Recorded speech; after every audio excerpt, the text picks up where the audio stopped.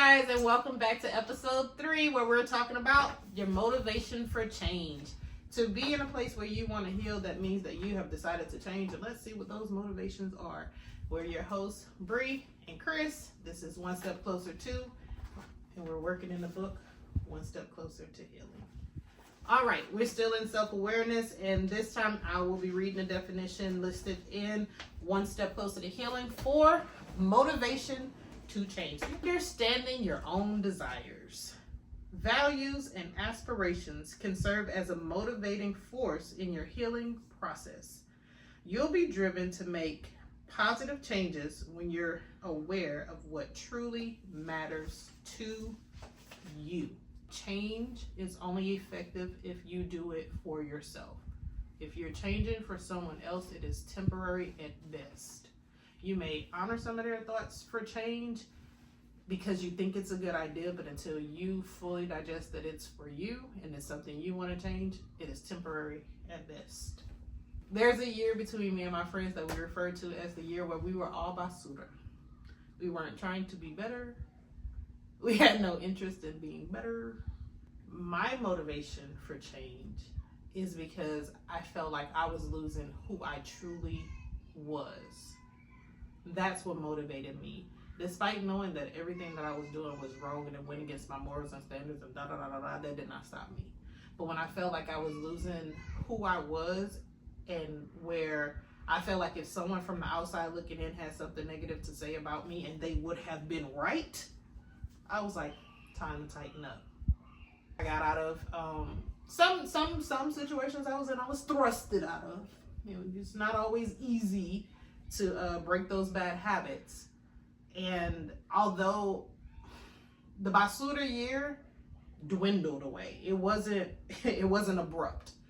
And I came up in a community that was like, once you give your life to God, everything just, all your bad habits, all your, like it was just so abrupt. And this was a time where I had to learn that it's not that abrupt. It's not such an easy process. It doesn't happen overnight. And don't get me wrong, I know God is all powerful. He can change you in a matter of a moment.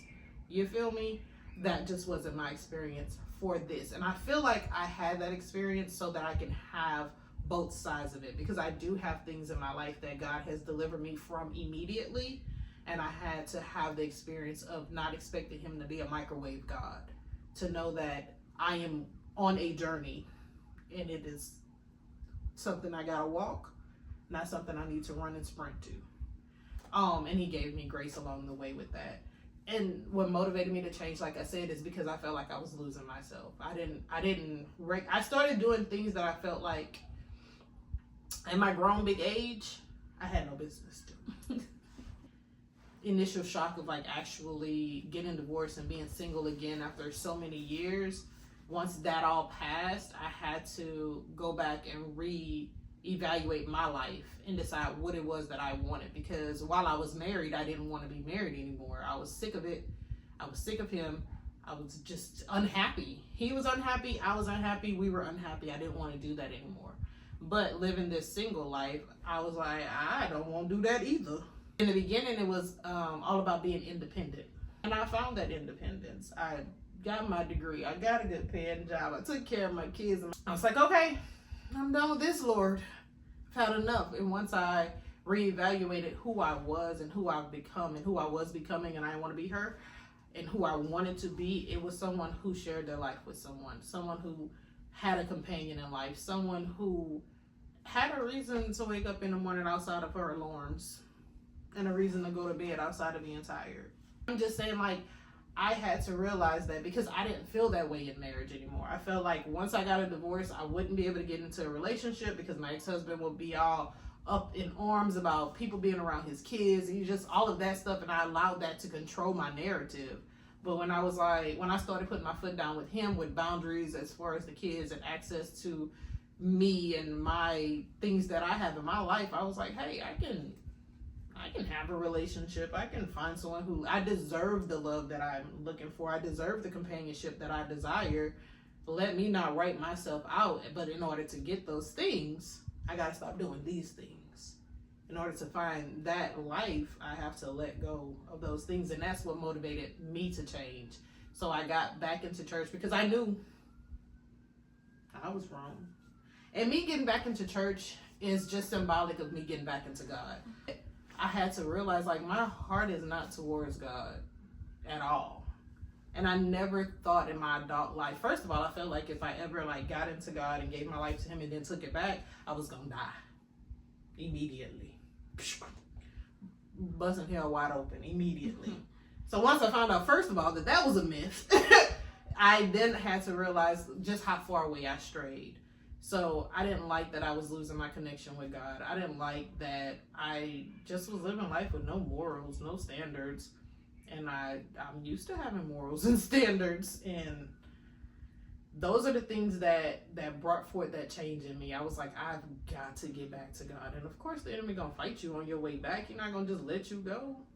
But I fought, and I went, and I found a little church, and I listened, and I studied, and I prayed more, and I just continued to get myself closer and closer to God. I let go of those relationships that didn't serve me, that didn't honor God.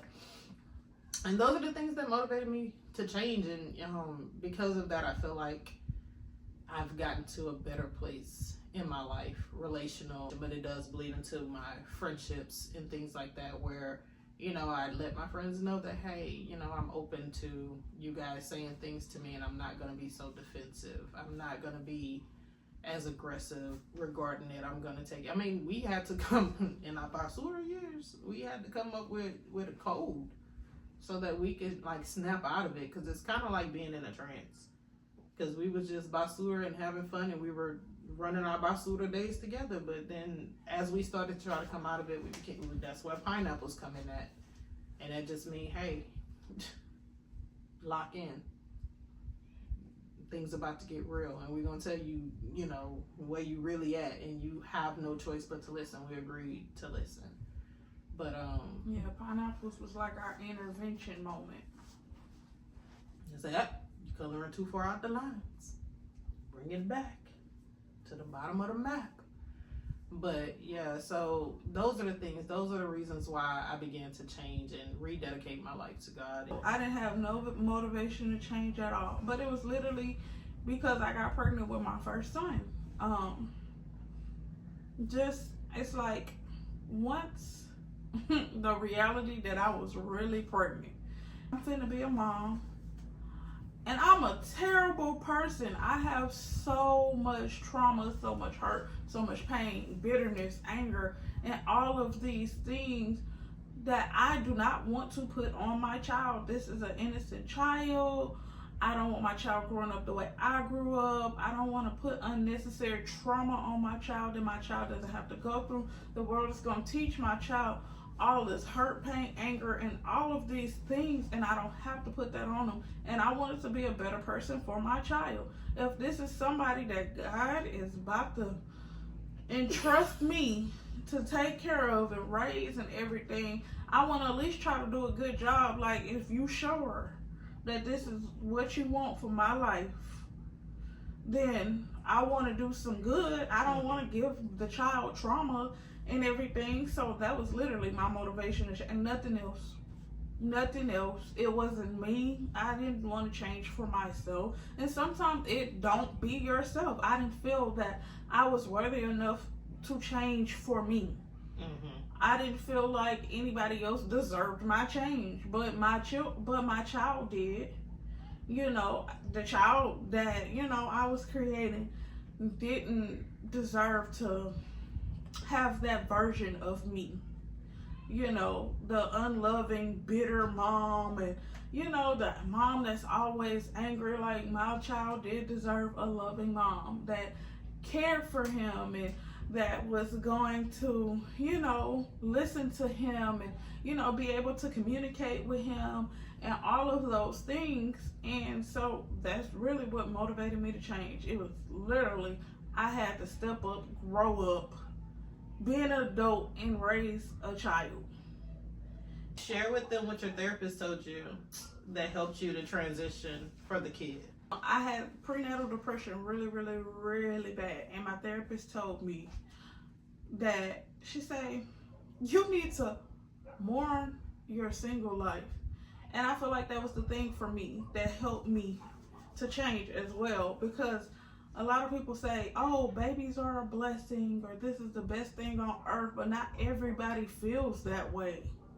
What helped me to change, you know, seeing that I wasn't a fit person to bring forth a life and bring forth a healthy life for my children, or for my son at the time.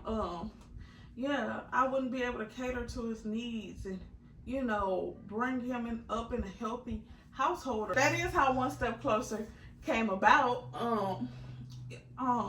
Going to therapy and learning all these different things and how to cope and heal and everything. It's like I needed that. So these keywords and definitions and strategies helped me to heal so I could be better for my children.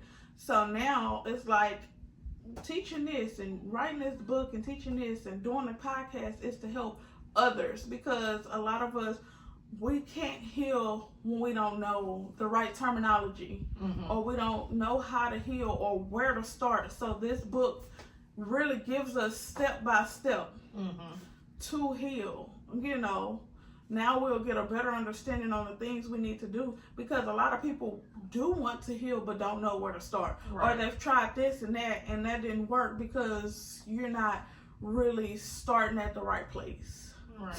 So, yeah. Her motivation for change was her baby I know. Mine was just realizing that the things I told myself during my marriage when things were bad were just untrue. He just didn't have the capacity to be the person that I deserved, and I didn't have the capacity to be the person that he deserved. So what are your motivations for change? Like, what makes you tune in and learn different healing strategies and coping techniques and triggers, and like what makes you want to be more self-aware? What's motivating you to change? Do you feel that tug on your heart? You know, do you feel like you're hurting people around you? Or do you feel like you're taking in, you know, a lot of hurt from the people around you, and it's starting to alter the way that you see the world and things like that? We'd love to know. We'd love to, you know, communicate with you, pray for you. We pray for y'all before we start the podcast, that our words are edifying, because, I mean, all we can do is share our stories, and it's up to you to share yours. Yep. So, changes are coming, and we hope to see you on the other side of it. We have one more week of self-awareness before we move into our next topic next month, and I can't wait to see you in the next episode. Our next episode will be about improving communication. See y'all next week. So don't forget to like, comment, or subscribe to our channel, and find us all around social media at One Step Closer Too. Thank you for listening to our podcast. And remember, healing takes time, but together we can take it one step at a time. One step closer to understanding, one step closer to growth, one step closer to strength, one step closer to courage, and most of all, one step closer to healing.